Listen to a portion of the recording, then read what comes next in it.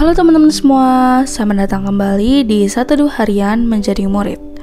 Nah, kalau kita kemarin baru aja selesaiin keluaran 22, hari ini kita akan masuk ke keluaran 23 ayat 1 sampai 13 nih teman-teman. Hari ini kita akan membahas tentang peraturan tentang hak-hak manusia. Nah, seperti biasa aku akan bacain dulu bacaan firman Tuhan kita untuk hari ini ya teman-teman. Keluaran 23 ayat 1 sampai 13. Peraturan tentang hak-hak manusia. Janganlah engkau menyebarkan kabar bohong. Janganlah engkau membantu orang yang bersalah dengan menjadi saksi yang tidak benar. Janganlah engkau turut-turut kebanyakan orang melakukan kejahatan, dan dalam memberikan kesaksian mengenai sesuatu perkara, janganlah engkau turut-turut kebanyakan orang membelokkan hukum. Juga janganlah memihak kepada orang miskin dalam perkaranya. Apabila engkau melihat lembu musuhmu atau keledainya yang sesat, maka segeralah kau kembalikan binatang itu. Apabila engkau melihat rebah keledai musuhmu karena berat bebannya, maka janganlah engkau enggan menolongnya. Haruslah engkau rela menolong dia dengan membongkar muatan keledainya. Janganlah engkau memperkosa hak orang miskin di antaramu dalam perkaranya. Haruslah kau jauhkan dirimu dari perkara dusta. Orang yang tidak bersalah dan orang yang benar tidak boleh kau bunuh, sebab aku tidak akan membenarkan orang yang bersalah. Suap janganlah kau terima, sebab suap membuat buta mata orang-orang yang melihat dan memutarbalikan perkara orang-orang yang benar. Orang asing janganlah kamu tekan, karena kamu sendiri telah mengenal keadaan jiwa orang asing, sebab kamu pun dahulu adalah orang asing di tanah Mesir. 6 tahunlah lamanya engkau menabur di tanahmu dan mengumpulkan hasilnya. Tetapi pada tahun ke-7, haruslah engkau membiarkannya dan meninggalkannya begitu saja, supaya orang miskin di antara bangsamu dapat makan, dan apa yang ditinggalkan mereka haruslah dibiarkan dimakan binatang hutan. Demikian juga kau lakukan dengan kebun anggurmu dan kebun zaitunmu. 6 harilah lamanya engkau melakukan pekerjaanmu. Tetapi pada hari ke-7 haruslah engkau berhenti, supaya lembu dan keledaimu tidak bekerja, dan supaya anak budakmu perempuan dan orang asing melepaskan lelah. Dalam segala hal yang kufirmankan kepadamu, haruslah kamu berawas-awas. Nama Allah lain janganlah kamu panggil, janganlah nama itu kedengaran dari mulutmu. Ya demikian teman-teman, bacaan firman Tuhan kita untuk hari ini. Ayo sekarang kita langsung masuk ke satunya ya guys. Nah guys, di ayat 1, ini penjelasan dari perintah yang ke-9. Janganlah engkau memberikan laporan palsu, melarang fitnah. Klausa lainnya melarang bergabung dengan orang lain untuk menyebarkan fitnah. Nah, kedua klausa tersebut memiliki referensi khusus untuk memberikan kesaksian di pengadilan, tetapi bisa diterapkan lebih luas dalam relasi di masyarakat. Umat Tuhan tidak boleh memberikan keterangan fitnah. Nah, lalu di ayat 2, janganlah engkau mengikuti orang banyak untuk berbuat jahat. Hukum yang sama untuk perbuatan, perkataan, dan pikiran. Sungguh luar biasa bahwa begitu banyak orang, bahkan umat Tuhan sekalipun, merasa puas untuk mengikuti orang banyak, yaitu melakukan hal yang tidak sesuai kebenaran, meskipun ada peringatan untuk tidak melakukan hal itu, baik dalam hukum Taurat maupun dalam Injil. Sebaliknya, janganlah engkau menjadi saksi karena mengikuti orang banyak dan mengesampingkan keadilan. Ajaran umum diikuti dengan penerapan khusus. Dalam mengadili suatu perkara, jika engkau menjadi salah satu hakim, janganlah engkau mengikuti suara terbanyak jika ia condong kepada ketidakadilan. Tetapi, bentuklah pendapatmu sendiri dan patuhilah sesuai dengan kebenaran. Nah, lalu di ayat 3, janganlah engkau mengabaikan orang miskin dalam perjuangannya. Setelah banyak perintah yang mendukung orang miskin, perintah ini bikin kaget ya guys. Namun, perintah ini harus dipahami sebagai larangan untuk tidak memihak kepada orang miskin karena mereka miskin. Dan dengan demikian, sama dengan perintah dalam Imamat 19 ayat 15, yaitu, janganlah engkau menghormati orang miskin. Di pengadilan, keadilan yang tegas harus diberikan, tanpa condong ke arah yang kaya atau ke arah yang miskin. Memihak ke salah satu dari keduanya berarti memutarbalikkan penilaian. Maka haruslah memihak pada kebenaran, siapapun dia yang benar, entah yang miskin ataupun yang kaya. Nah, lalu di ayat 4, di sini yang dibicarakan adalah musuh pribadi, bukan musuh publik seperti dalam Ulangan 23 ayat 6 guys. Sungguh luar biasa ya guys, bahwa hukum Taurat telah mengantisipasi kekristenan sejauh ini dengan menetapkan bahwa manusia memiliki kewajiban untuk bersikap ramah bahkan terhadap musuh-musuh mereka dan terikat dalam keadaan tertentu untuk memberikan pelayanan kepada mereka. Nah, kata-kata bencilah musuhmu di Matius 5 ayat 43 bukanlah perintah dari hukum Taurat Musa, tetapi sebuah kesimpulan yang diambil oleh para pengajar agama Yahudi secara tidak beralasan. Akan tetapi, kekristenan jauh melampaui agama Musa dalam meletakkan ajaran yang luas, yaitu kasihilah musuhmu. Nah, lalu ayat 5, jika engkau melihat keledai orang yang membenci engkau, dan seterusnya. Nah, makna umum dari ayat ini jelas. Jika melihat ada keledai yang jatuh, harus ditolong sekalipun keledai itu kepunyaan musuh. Partisipasi bersama dalam suatu tindakan belas kasihan terhadap binatang yang jatuh akan membawa musuh-musuh ke dalam kontak persahabatan dan melembutkan perasaan mereka satu sama lain. Nah, lalu ayat 6, sebagaimana dalam ayat 3 manusia diperingatkan untuk tidak terlalu memihak kepada orang miskin dalam pengadilan karena belas kasihan kepada mereka. Demikian pula di sini ada peringatan untuk tidak melakukan hal yang sebaliknya dan merupakan kesalahan yang jauh lebih sering terjadi, yaitu memihak kepada orang miskin dalam pembuktian dan dalam keputusan-keputusan kita. Aturan ini mengarahkan untuk umat bisa melihat timbangan keadilan yang harus dipegang teguh, hak yang benar harus ditegakkan.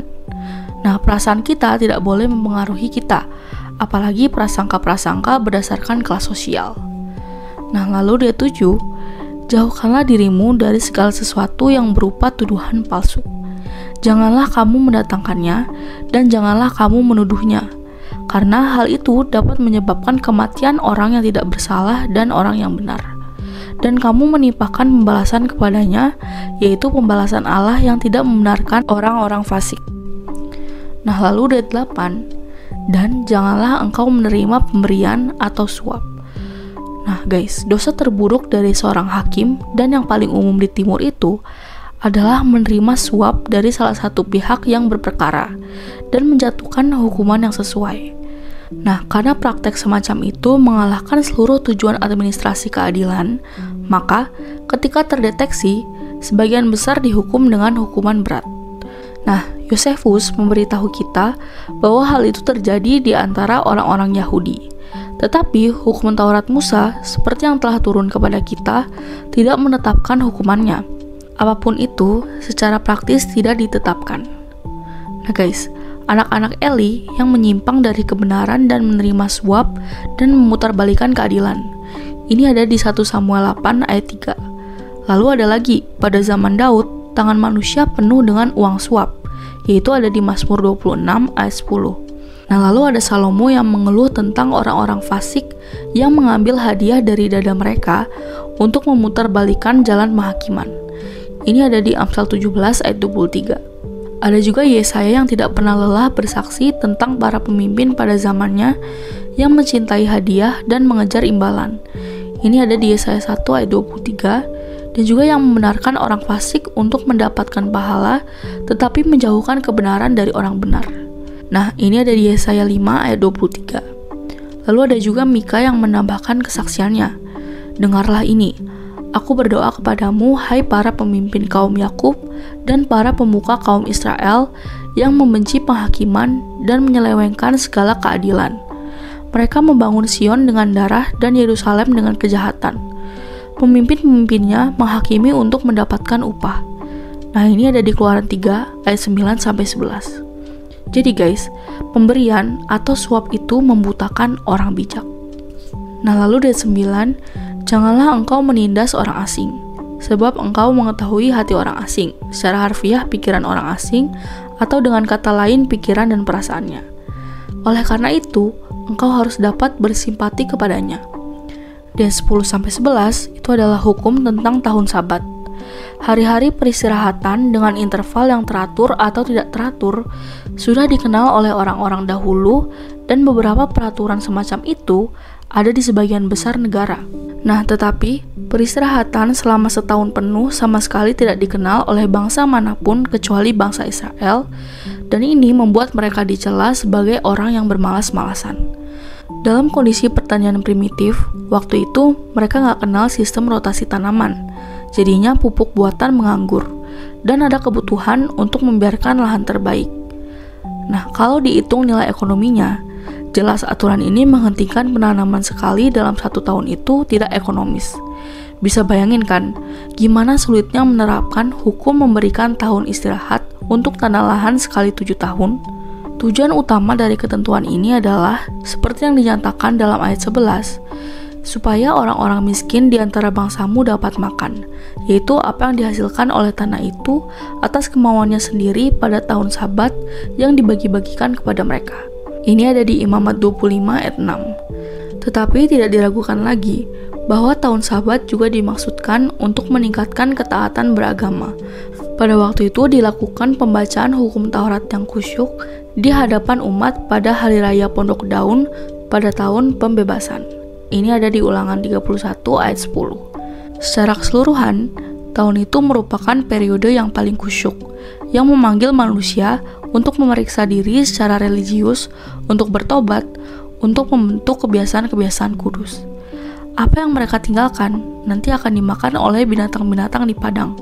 Pemiliknya, hamba-hambanya, orang miskin, dan orang asing harus mengambil apa yang mereka perlukan dan sisanya untuk ternak dan binatang-binatang yang ada di padang itu. Ini ada di Ulangan 25 ayat 6-7. Lalu kebun anggurmu, kebun zaitunmu. Nah guys, jadi jagung, anggur, dan minyak adalah satu-satunya hasil bumi yang penting di Palestina.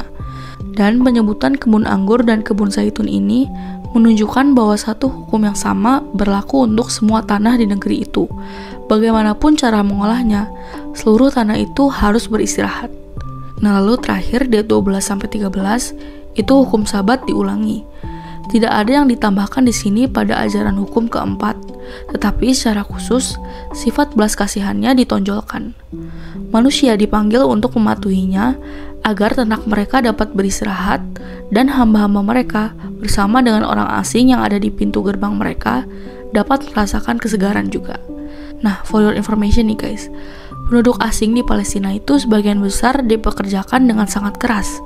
Jadi, aturan Sabat ini menolong mereka banget biar mereka bisa lebih fresh gitu. Ya, jadi demikian teman-teman firman Tuhan kita untuk hari ini. Nah, sekarang aku mau kalian buat merefleksikan nih guys. Nah, hari ini kita belajar Tuhan yang menyatakan diri pada Israel melalui aturan-aturan sehingga umatnya dapat hidup benar sesuai kehendaknya. Nah, jadi yuk kita belajar untuk hidup benar sesuai perintahnya yang tertuang dalam Alkitab. Yuk bisa yuk teman-teman. Nah, lalu pertanyaan efektif untuk hari ini ada 2 nih guys. Yang pertama, apa yang kamu pelajari dari pribadi Allah hari ini? Lalu yang kedua, apa yang kamu pelajari dari hukum-hukum yang mengatur kehidupan bermasyarakat bangsa Israel? Seperti biasa, teman-teman bawa jawab sendiri, atau kalau mau komen di bawah jawaban kalian juga boleh banget guys. Ya, jadi segitu aja teman-teman saat teduh kita untuk hari ini. Sekarang aku mau pimpin kalian dalam doa penutup ya teman-teman. Teman-teman, mari kita berdoa. Tuhan, tolonglah aku untuk hidup menyenangkan hatimu. Terima kasih Tuhan, hanya dalam namamu kami berdoa. Amin. Tetap semangat guys, Tuhan Yesus beserta kita. Thank you for watching and see you in the next video. Bye-bye.